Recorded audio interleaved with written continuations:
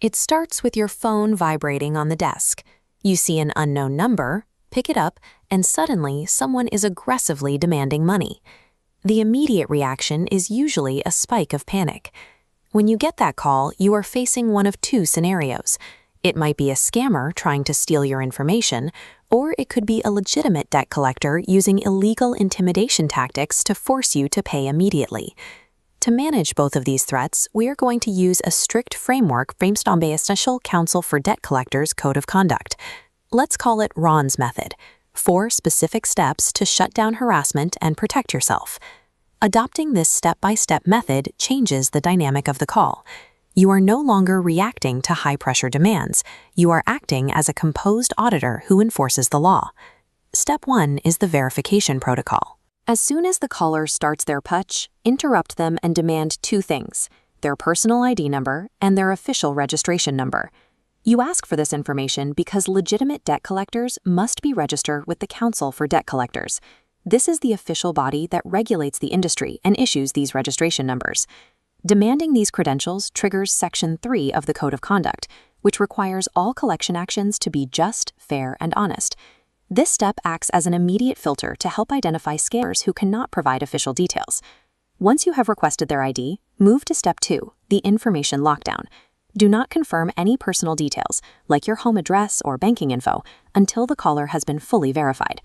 Debt collectors often use a common psychological trap to start the conversation. They will ask, "Am I speaking to," and then say your name, hoping for an instinctive confirmation. Do not say yes.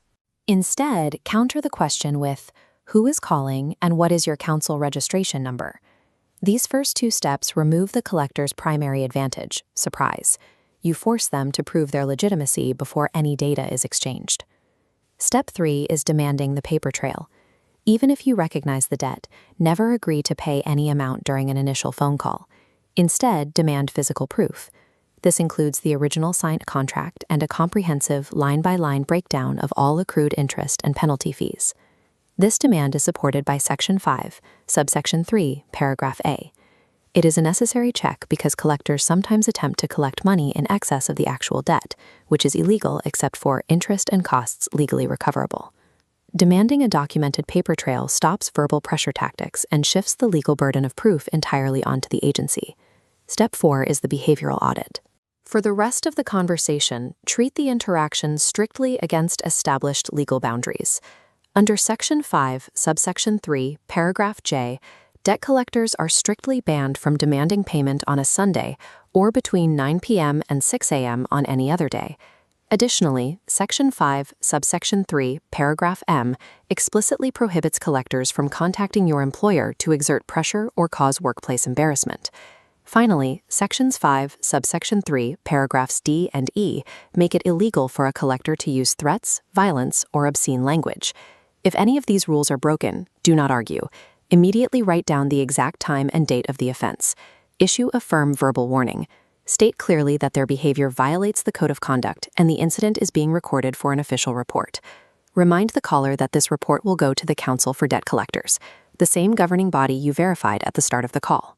Knowing these specific code violations turns vague intimidation tactics into documented, actionable offenses. Creating a record of misconduct shifts the legal risk onto the collector.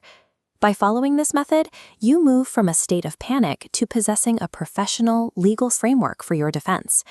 To recap the sequence, verify their credentials, lock down your personal information, demand original documentation, and audit their behavior against the law. Write these 4 steps on a sticky note and keep it by your phone. You should also search for the Code of Conduct for Debt Collectors Act 114 of 1998 to have the full text ready for reference. Staying calm and sticking to the script provides a practical way to manage high-pressure calls and ensures that every interaction stays within the bounds of the law.